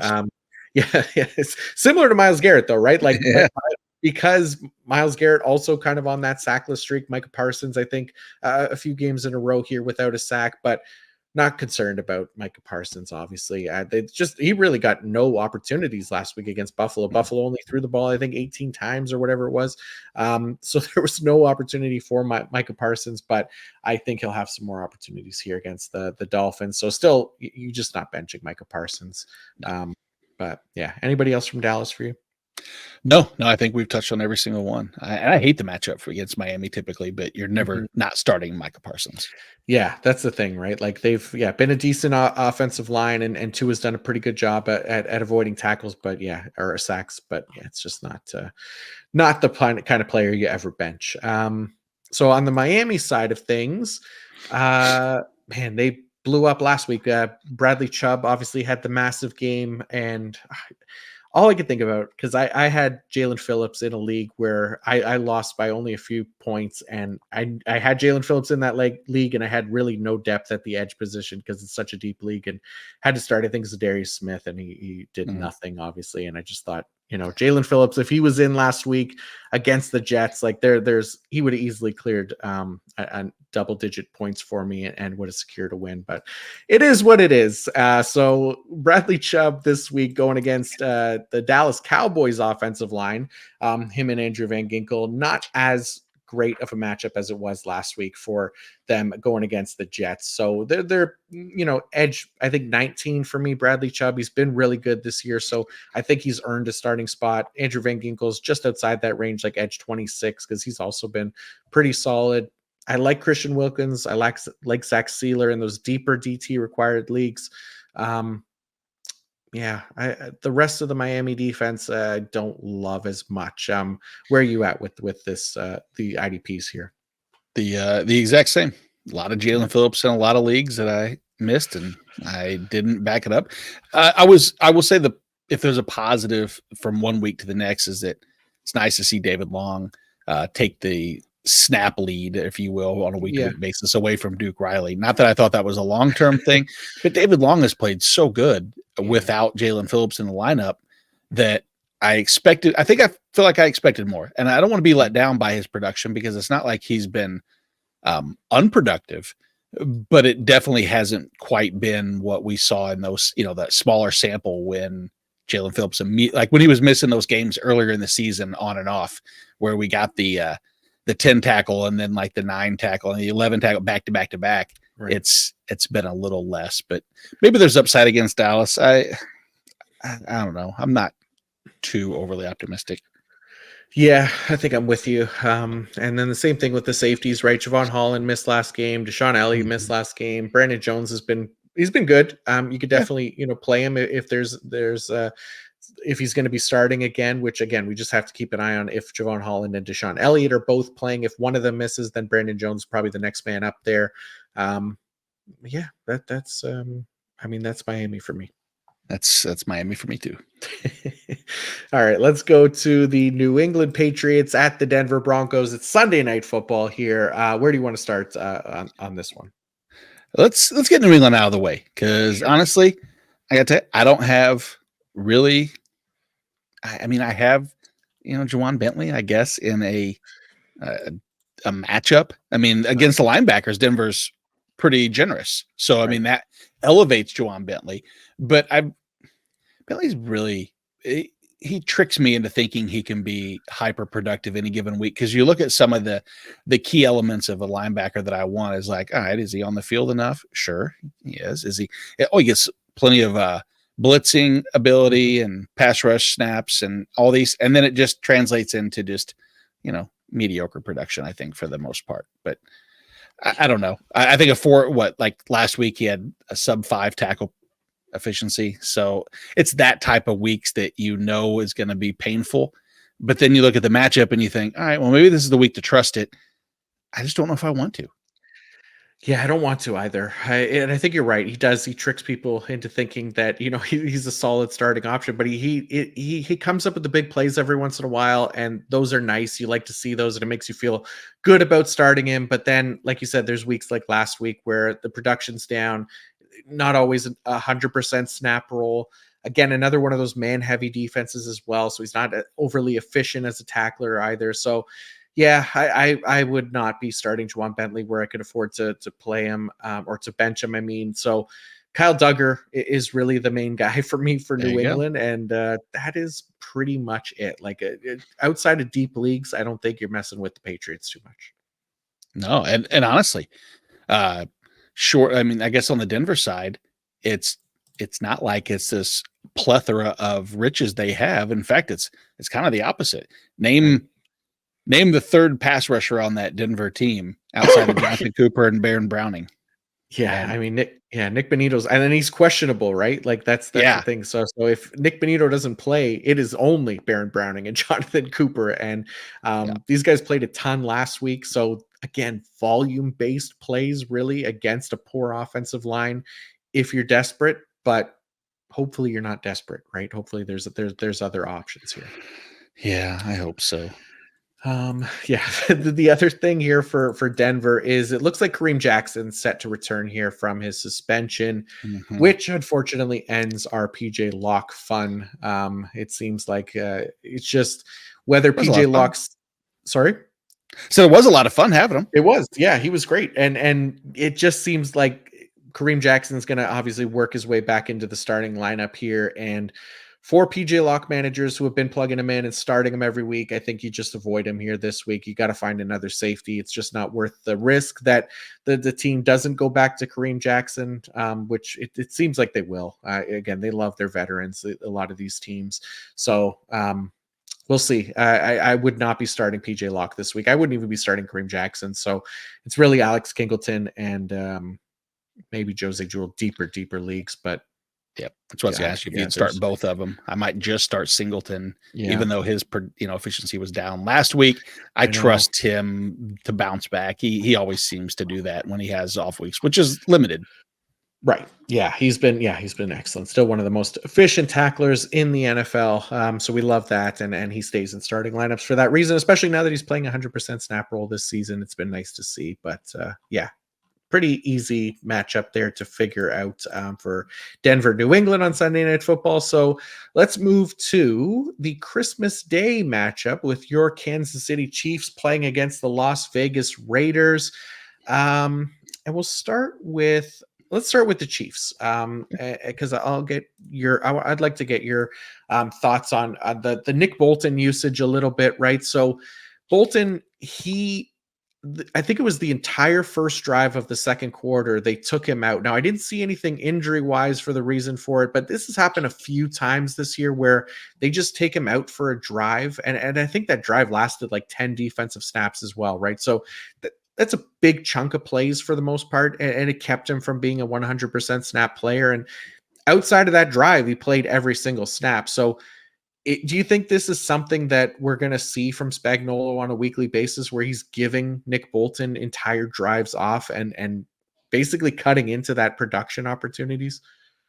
I think that the optimistic thing is that if that was the play and that's the plan, is that we saw Tranquil and Willie Gay both have lapses in coverage and in overall tackling. That I Right. think that Spags will just see Bolton as the better option of the three to have on there consistent. And Bolton had that big cast on his hand and his Right. arm, and I will tell you that limited a ton of different situations where it looked like they didn't want to put him in. I mean, he couldn't wrap up if you go back a couple weeks ago to the Bills. He missed out on a couple really big Mhm. plays, 2 tackles for losses that he could have had that he didn't because he was trying to wrap up with one arm. And I think as that progresses, we'll see it. But there is reason for concern. I mean, if the production's not there, the Raiders are, in my opinion, I think are a terrible matchup. I don't think that the Raiders can get much going offensively, and the Chiefs are suppressing opponents by just playing too many snaps on offense by running the ball and meticulously moving downfield. It eliminates those big snap counts for the defense. Yeah, it does. Yeah, I think I have Nick Bolton like LB 16 this week for. Typically he's in that top 12 range for me, but again, a little bit of concern about that. Potentially not playing 100% of snaps, and again the matchup more than anything. So, like you said, he's still working his way back here from IR. So maybe there's potential that he does get back to that 100% snap range. I would hope so, right? He's Yeah. clearly the best linebacker on that team, so would like to see that. Other than that, for Kansas City, you like any of the edge rushers or defensive linemen here? I know Chris Jones for DT required Yeah. leagues, like he's been very quiet recently, but still one of the elite pass rushers. Is there anybody else for you that stands out for Kansas City's defensive line? I mean, I love what I've seen out of Omenahu Mhm. recently and Karlaftis, but the volume and likely ceiling just isn't there. I would avoid that at all costs. In fact, actually, there's not many players across outside of maybe it in the safety and on the secondary that I would even consider. I don't think so either. I think I have Karloftis just outside the top 24 this week. Yeah, I do like Omenahue as a player. I think he's a really good player, but yeah, IDP Mhm. purposes, we're really just banking on a sack here. Justin Reed, yeah, has been solid. And then Trent McDuffie and L'Jarius Sneed, obviously solid corner options, like you said. So, yeah, that's Kansas City. Anything else for your Chiefs before we move on? No, trying to pick out which corner and which secondary is impossible. Spags just it changes every single week, and so who's going to blitz the most? It's a trick bag, but it's it is what it is. Yeah, for sure. So Las Vegas side of things, I kind of like this matchup for like a nice bounce back spot for Nate Hobbs. Nate Hobbs has been really quiet over the past 2 weeks, and part of that was that Thursday night football game. It was a blowout, so the Raiders didn't play all of their starters for the entire game. So that definitely plays a part in it. He's typically been like close to a 100% snap player. And he's the most efficient cornerback tackler in the league. Guys that have played at least 50% of snaps, right? 10.1% tackle efficiency, which is really, really high for a cornerback. And going against the Chiefs this week, giving up the sixth most tackles per game to the cornerback position. I think there's plenty of opportunity there for somebody like a Nate Hobbs. So I know he's been somebody that a lot of IDP managers have just been leaving in lineups. If you're down on him after a couple down weeks and concerned, I don't think you stay concerned. I think this is a nice matchup for him to kind of get back on track here. I love the matchup. I mean, KC's been really generous to slot corners on the other side. It's 7 tackles, 9 tackles, 5 tackles, interception, 8 tackles, interception, 8 tackles, 9 tackles, 7 tackles. So it's they're it's giving season. It's Christmas, so this is their present to Nate Hobbs managers. It's 7 tackles or 8. Let's get it. Yes, he's I think CB1 for me this week. Yes, CB1. And then other than that, I mean, Max Crosby versus Jawan Taylor, it should be a fun one. But like I said, Max Crosby, he could have one of those 11 pressure, 0 sack games, right? Because Patrick Mahomes is just so hard to take down. But Max Crosby is going to be playing a ton this week. I don't think there's going to be concern of a blowout necessarily. Well, maybe on the Chiefs side of things, who knows? But yeah, it's I don't think as likely as it was in years past. So Max Crosby should be getting back into that 97 to 100% snap range. I think he's still safe to play in your lineups, obviously. But other than that, for the Raiders, I mean, Robert Spillane, Divine Diablo, deeper leagues. Anybody else for you? No, that's it. I mean, I'm not believing in Malcolm Kuntz. Even great week, but no, come on. Yeah, not against Mahomes. It's just not the matchup to do it. So I think that's everybody there for the Raiders side of things. So let's go to the other Christmas Day game, because the NFL has to take over every single day of the week and not give people a day off. Exactly. The New York Giants at the Philadelphia Eagles is the next one here. So where do you want to start with these two teams? As people may know, we have a show sheet that we kind of can go off of to give an example and base the structure on. And I love the fact that in here, you and I would have written the exact same thing, which is pretty much the entire Philadelphia defensive line against this Giants offensive line, because that's the case. The problem is, if you have the clairvoyance to tell me which person it's going to be, I would love to know, because any given week, I have the hardest struggle going. Is it Josh Sweat's week? Is it Hassan Reddick? Is it Jalen Carter? And it could be any one of those 3 or all 3 of those guys. Let's be honest.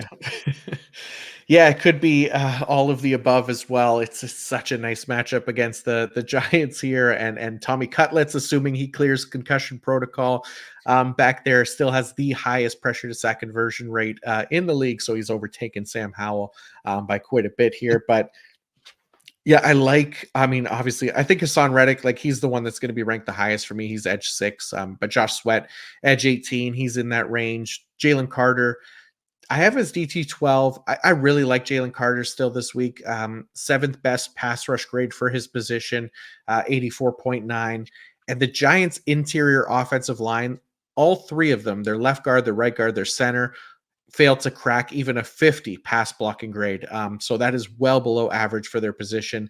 And then, like I said, Tommy DeVito starting 39.3% pressure to sack conversion rate is ridiculously high. So yeah, it's just, I love it for the entire Eagles D line. I think you have to start them if you have them and take advantage of this matchup if they can. Yeah, you do. And then I mean, you go back to let's talk about the linebackers real quick, because Yeah. there's an area that I was hoping that maybe, actually, you know what, I take this back. I've never actually believed, even when they brought in Shaq Leonard, that he was going to play more than what he saw. I think that 45 to 50%. I was shocked that it was only 50, like a 50 to 20 Right. on first down versus second and third down, or third and fourth down split. I thought it would be more like 80% first and second down, and maybe like, 10% of the third and fourth down at most. But I'd be intrigued to see what you think, if that's a trend of things to come, or when Zach Cunningham, they get, or depth returns, if Leonard is just an afterthought still. Yeah, I think he just kind of remains an afterthought. I think most teams have kind of figured out that he's just not the same player that he once was, right? That Yeah. that back surgery really messed him up. Obviously, he doesn't move the same, and teams limiting him. I mean, that's what he was with the Colts, right? He was that 80% on early downs, and then just not at all on third and fourth downs, right? Those Mhm. crucial passing downs. So Philadelphia kind of treating him the same way, but I was surprised. I thought he'd crack over 50% this past week with Zach Cunningham out, but didn't even do that. So yeah, you're just not trusting him. I think, even especially if Cunningham gets back into the lineup, he's not making, I think, any IDP starting lineup. So just doesn't have, not a good outlook there for Shaquille Leonard, even on Philadelphia on a new team. Just going to be like a rotational kind of role player here going forward, it looks like. Yeah, and I'm comfortable. Kevin Byard will be in Yeah. the majority of my lineups. Reed Blankenship Mhm. is right on the cusp of that. I think that the matchup is okay. It's not ideal. The Giants offensively, just you never know, because 2 weeks ago the Giants looked offensively looked much better, and Yeah. you think they could move the ball, but then we see, just week in and week out, they just don't have the pieces. They don't have the offensive line to keep them upright, and I think it's going to be an ugly game altogether. And I think that's really all I have for the Eagles, unless you have someone else. No, I'm with you. I think that is pretty much everybody. So let's talk about the New York Giants here quickly, and their IDPs. And the one I guess I want to start with is Kayvon Thibodeau, because this matchup against the Philadelphia offensive line is not a good one. He's got 11 and a half sacks on the season, which he's mostly done because of high end playing time, right? He's averaging 87% of the defensive snaps on the year. But you look at his pass rush metrics, some of the underlying metrics that we look at, 63rd at his position in pass rush grade. He's tied for 100th at his position in win rate with 6.3%. Those are super concerning numbers this week, right? So he lines up on both sides of the defensive line as well. It's not a good matchup either way, right? It's Jordan Mailata on one side, Lane Johnson on the other. Both of those guys are top 20 at their position in pass blocking grade. You couple that with the fact that Jalen Hurts has the fifth best pressure to sack conversion rate in the league among quarterbacks who have played at least 50% of the snaps. I mean, to me, Kayvon Thibodeau, really just volume-based play if you're going to start him, but he's on the low end of edge 3 range for me this week. Yep, same here. Nice. Other I than do like that, the safeties. Sorry. yes. Oh, go ahead. Yeah, let you talk about the safeties. So I mean, just against Philly. Philly's been, extremely generous to safeties. I always like Xavier McKinney for the potential splash play. I haven't seen it as much this year as what I would hope for, I guess. I mean, I've seen it more than we have in last year, which doesn't take much to do. But that, and then Jason Pinnock has been good for the same thing. We see if there's a playmaker, and guess what? They're on the field enough that they're likely to walk into something, positive in their side. Yeah, I'm with you. I like those guys. They're in starting range for me as well. I prefer McKinney if I have to choose one. He's getting a little bit more of the favorable alignment, but both of them have been solid. And yeah, Bobby Okereke, I know he had the down week last week, but still obviously a strong starting option. But he's really the only one I'm considering here this week. Not a Micah McFadden week for me this week. No. All right, let's go on to the final game here of week 16, Monday Night Football, the Baltimore Ravens at the San Francisco 49ers. Let's start with the Ravens IDPs. And This is another one of those matchups that's really good for the safeties. Like you just mentioned against Philadelphia, the 49ers have given up the most tackles per game to the safety position. Marcus Williams is banged up. He suffered that groin injury last week, so I don't know if he's going to play this week. Could be a nice matchup for Geno Stone, and then obviously Kyle Hamilton as well, who's been excellent recently. So I really like it for those guys. I like the matchup for. I mean, I don't like the matchup, but I feel fine putting Roquan Smith and Patrick Queen in my lineup. Obviously, those guys have just been solid all year long, so I don't think you're really questioning them too much. But other than that, Justin Madubuike, at least a half sack in 11 straight games, right? Yeah. Tying an NFL record now. Could break the record this week. It's a tougher matchup to do it. Brock Purdy's actually done a really nice job at avoiding sacks. The 49ers offensive line or the pass blocking unit hasn't been great. So that's kind of the saving grace here for Madubuike. I mean, I think you start him though, right? He's just been so consistent. Absolutely. And when fitting that, you know what, the Ravens and Madubuike with the sack total looking like could potentially, if it came to an end, would be devastating. But on the opposite end, San Francisco, who had their own record that they were trying to with the Christian McCaffrey touchdown record, was held out of the end zone, not by Baltimore, of course, but you think here's two of the records that were being held by two teams, and maybe San Francisco won't ruin Madubuike's dreams, because that's about. I mean, he's a free agent. Talk about contract year. Boom. Good job for him. Yeah. He's definitely earned himself some money this offseason. That is 100% for sure. But yeah, anybody else on Baltimore that you're considering starting this week? No, nobody against that offensive line. They're too stout. Yep. With you. So let's talk about the last team of the week. It is the San Francisco 49ers. Nice matchup here for the linebackers. Baltimore giving up the 5th most tackles per game to the linebacker position. So you love that for Fred Warner, Dre Greenlaw. Those guys are starting. I like it for Jair Brown as well, the safety there, because Baltimore giving up a lot. Again, 2nd most tackles to the safety position. So I'd like this as a nice Jair Brown week. He's, again, more of a matchup dependent play for me on most weeks, but I think this is one of those strong matchups where you could put in Jair Brown comfortably and be fine with starting him. But other than that, I mean, Nick Bosa, we know we start him. Anybody else that you want to talk about for the 49ers? No, I mean, really, because I can't trust Chase Young. He's entirely sack dependent, and that's been half sacks here and there, and nothing else to even fill the stats. So yeah, I think you hit everybody. Nice. There we go. Yeah. I think that's everybody for me as well. Yeah. We'll see if Javon Hargrave plays or not. Yeah. I know he missed last game, but I do like him in DT required leagues. If not, maybe Javon Kinlaw's an option for those deeper leagues. But yeah, I'm with you. It's not a great matchup for corners either. So Diamador Lenore, Charvarius Ward, who've been excellent. Not a great matchup for those guys. So you could potentially find a streaming option this week if you need to. So other than that, that's it, Nate. We went through the entire 16-game slate here, and yeah, you absolutely crushed it as expected. So I cannot thank you enough for coming on here and helping people get ready for fantasy football semifinals. I really do appreciate it, man. Oh man, it was an honor, pleasure, treat. Hopefully, we steer some people into the fantasy championships. That's the goal of us every single week. Yep. Again, seriously, this has been dream come true. Appreciate everything that you do for everybody, and just sharing a screen with you is pretty awesome.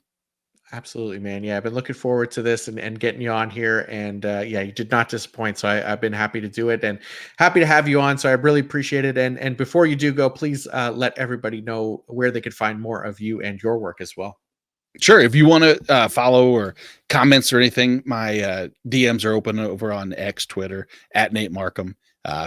Most importantly, follow the guys over at Fantasy and Frames, our IDP content over there, redraft, et cetera, et cetera.